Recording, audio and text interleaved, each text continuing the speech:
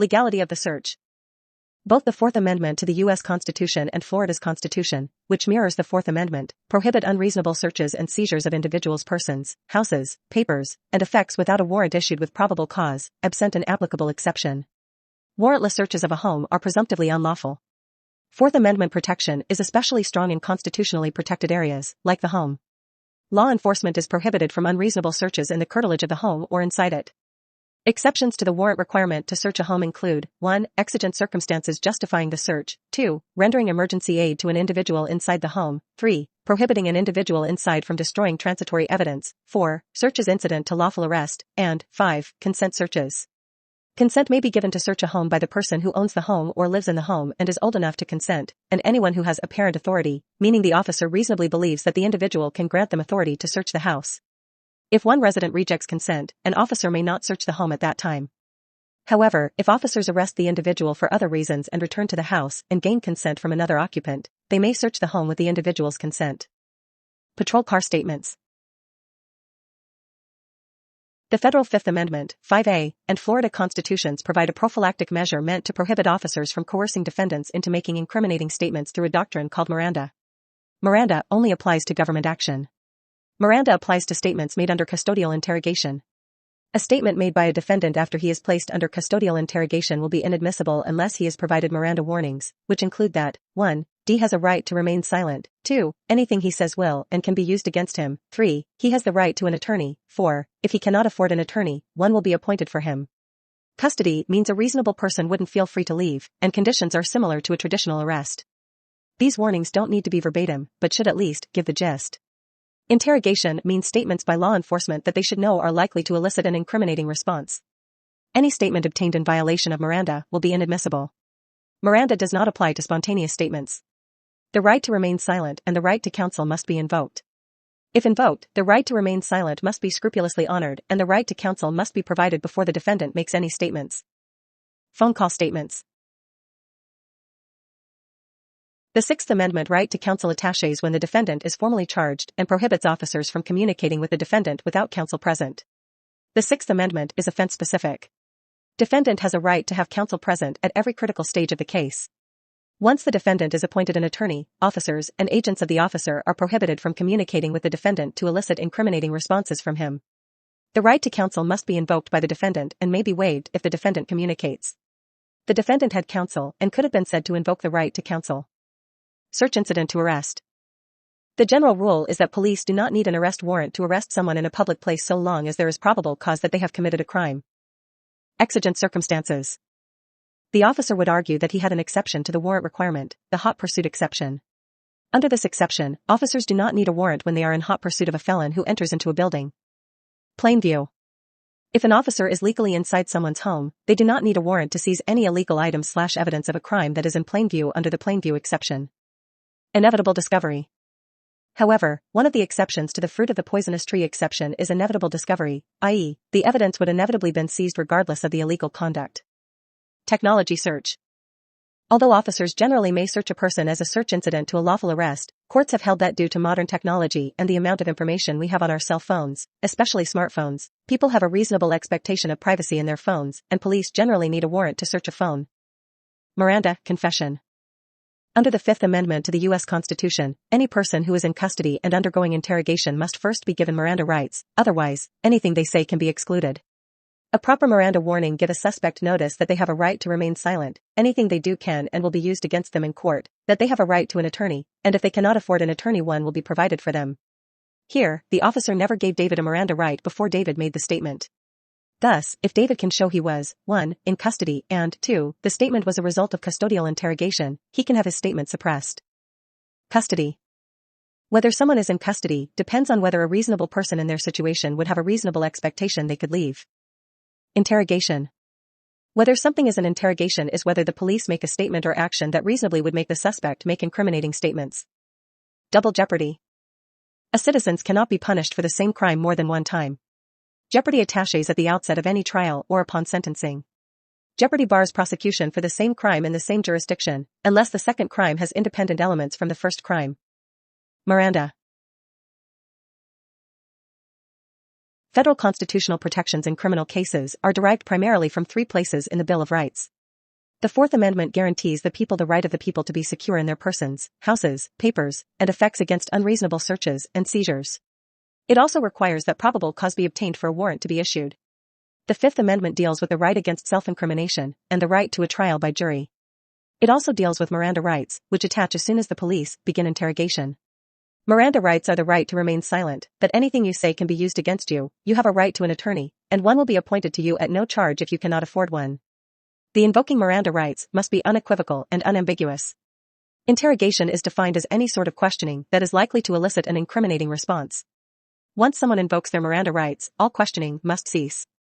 The Fifth Amendment is general, not offense-specific. The Sixth Amendment deals with the right to counsel. Warrant requirement. In general, a warrant is required before a search is conducted of someone's home.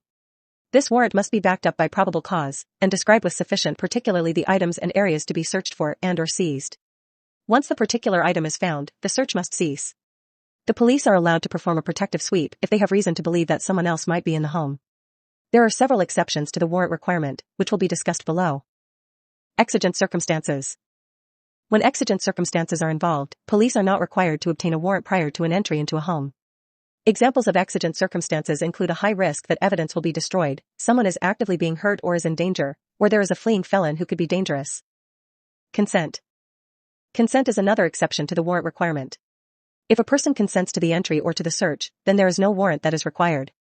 The fact pattern says that the house belongs to both Mary and David. Curtilage.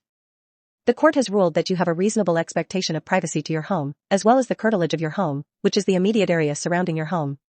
In other words, a police officer is not permitted to get right up next to your house and peer through your window. Open fields. Courts have held that a person does not have a reasonable expectation of privacy to open fields even if around their house, so the warrant requirement does not apply. Protective sweep. As previously mentioned, when looking for an individual, police are allowed to perform a protective sweep inside the home. They are allowed to look in any place that the person might be reasonably hiding. This would include inside a closet, but not inside of a box in the top of the closet. Once the person the police are looking for is located, the search must stop. Plain view. Pursuant to a legal entry into a building, anything that is within the officer's plain view would be considered legal to be seized if it is readily apparent on the object's fact that the object is contraband or illegal. For instance, if police are looking for a stereo, and the stereo in the home looks exactly like the one that was stolen, they would not be allowed to manipulate the stereo to look for a serial number and research the number. Cell phone contents. The Supreme Court has held that a person does not have a reasonable expectation of privacy to certain things that have been exposed to someone else. This is known as the third-party doctrine. As pertaining to cell phones, the court held that pings that phones give off as to location are not considered private, and therefore not subject to the warrant requirement. When seizing an object after arrest, the police are allowed to examine the object on its face. In one well-known case, when the police opened up a box of cigarettes and found contraband, the court rules that it was a warrantless search. The court has applied the same logic to the data inside of cell phones. While police can examine the outside of the phone, they cannot enter it without a warrant. Wiretapping surveillance. Under the fruit of the poisonous tree doctrine, information that is obtained through an illegal search is not allowed to be used to obtain additional information. This doctrine was established by the court to restrict the temptation to conduct illegal searches simply to get one valuable piece of information. Interrogation. Under the Fifth Amendment of the United States Constitution, which applies to the states through the 14th Amendment, defendants have the right to remain silent during custodial interrogations. In custodial interrogations, law enforcement must provide the accused with a valid Miranda warning before commencing with the interrogation. This rule applies only for custodial interrogations. The accused is in 18 custody if a reasonable person would believe that they are not free to leave. This belief is akin to being taken into a police station for questioning. An interrogation is any questioning by law enforcement that is reasonably aimed at eliciting any incriminating information from the accused. Double jeopardy. Criminal defendants have the due process right under the Fifth Amendment of the United States Constitution that they may not be placed in jeopardy twice for the same offense. This rule applies to the states through the 14th Amendment. Jeopardy attaches in a jury trial when the jury panel has been sworn in. Jeopardy attaches in a bench trial when the judge commences the proceedings. It is not clear whether this is a jury trial or a bench trial, but because the trial has clearly proceeded, jeopardy has clearly attached. 20 Once jeopardy attaches, a defendant may not be trial again for a charge if the fact finder makes a finding that the defendant is not guilty of that specific charge. Additionally, a defendant may not face trial again on that charge if on appeal a court of appeals finds that there was insufficient evidence to support the charge. However, if the trial is either abandoned for a mistrial, the defendant can be placed in jeopardy again for the charge. Additionally, if the case is appealed and a court of appeals overturns the case for any reason other than the sufficiency of the evidence, the defendant may be trial again. Search/seizure/Terry stop. The Fourth Amendment protects against unreasonable searches and seizures. Generally, for a search and seizure to be valid, the officer must have a warrant. However, there are exceptions to the warrant requirement. One exception is Terry stops. Under a Terry stop, an officer may stop a suspect if they have reasonable suspicion to believe that a crime or violation has been committed or is about to be committed. They can detain the suspect for a reasonable period of time to conduct an investigatory detention to determine if a crime has, in fact, been committed or is about to be committed. Terry stops allow an officer to stop a vehicle in order to conduct an investigation into whether a crime has been committed or is about to be committed. Miranda. The Fifth Amendment provides a privilege against self-incrimination. To give life to this privilege, the U.S. Supreme Court has held that officers, must read a suspect their Miranda rights before questioning them, and that, 2, they can only question the suspect if the suspect makes a knowing, voluntarily, and intelligent waiver of his/her Miranda rights. The Miranda rights require that the officer inform the suspect of his/her right to remain silent, that anything they do or say can and will be used against them in a court of law, that they have a right to an attorney, and that they cannot afford an attorney, one will be provided for them. The reading of Miranda does not have to be expect, but it must be clear and precise enough for a reasonable person to have understood what their rights are. Thus, the altering of a word or two is okay, but an officer's omission of an entire sentence, for example, would render the Miranda reading insufficient. Exclusionary/interrogation. Any statements obtained in violation of Miranda may be subject to the exclusionary rule in a criminal trial. The exclusionary rule, in general, provides that statements obtained in a violation of a defendant's rights, like the privilege against self-incrimination, are excludable as evidence at the suspect/defendant's criminal trial. Thus, when an officer has placed a suspect in custody, they must immediately read them their Miranda rights before questioning the suspect. Whether a suspect is in custody is determined by an objective test. Specifically, the question to be asked is whether a reasonable person in the defendant's situation would feel free to leave under the circumstances. An unprovoked statement that is voluntarily made by a suspect without prodding by an officer and before an officer has had an opportunity to read a suspect their Miranda rights is outside the scope of Miranda protection, however, and therefore not subject to the exclusionary rule at trial. Terry stop. Going back to the first issue, Terry stop, when an officer conducts a Terry stop they also have the right to conduct a limited search of the suspect for the limited purposes of the officer's safety. Specifically, a Terry stop provides the officer the right to conduct a pat-down of the suspect's person in order to see whether they are armed with any dangerous weapons that would jeopardize the safety of the officer. This is the search incident to arrest exception to the general warrant requirement when conducting a search and seizure. If while conducting the pat-down of the suspect's person, the officer feels something that they believe is a weapon, they may require that the suspect show them what the object is. In addition, when conducting a Terry traffic stop, anything found in plain view in the vehicle is not subject to the exclusionary rule, despite the general warrant requirement to conduct a search and seizure. This is known as the plain view exception. Fruit of the poisonous tree. Under the fruit of the poisonous tree doctrine, incriminating evidence that is uncovered as a result of an unconstitutional search and seizure is subject to the exclusionary rule at trial because it is fruit from the poisonous tree, i.e. the illegal search or seizure. Reasonable expectation of privacy. Therefore, for a search and seizure to be valid, it must be reasonable. Reasonableness is determined by asking whether an individual has a reasonable expectation of privacy. This is a two-pronged test that contains an objective and a subjective element. First, was the person's expectation of privacy objectively reasonable? Specifically, would reasonably prudent person in D's circumstances have expected that they had a right to privacy? And, second, did D have a subjective expectation of privacy? Specifically, did the defendant actually think that he had a right to privacy in this situation? Search. The Fourth Amendment provides that searches and seizures shall not be unreasonable, and that warrants shall issue only upon probable cause.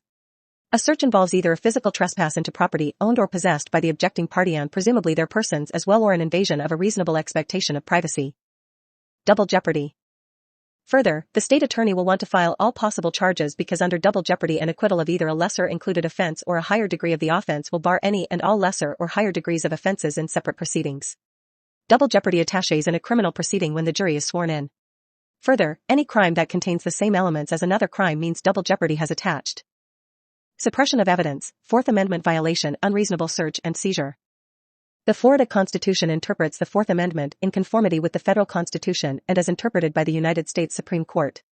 This means that Florida has adopted the protection against unreasonable searches and seizures, and further has adopted the exclusionary rule disallowing any evidence that violates these rights.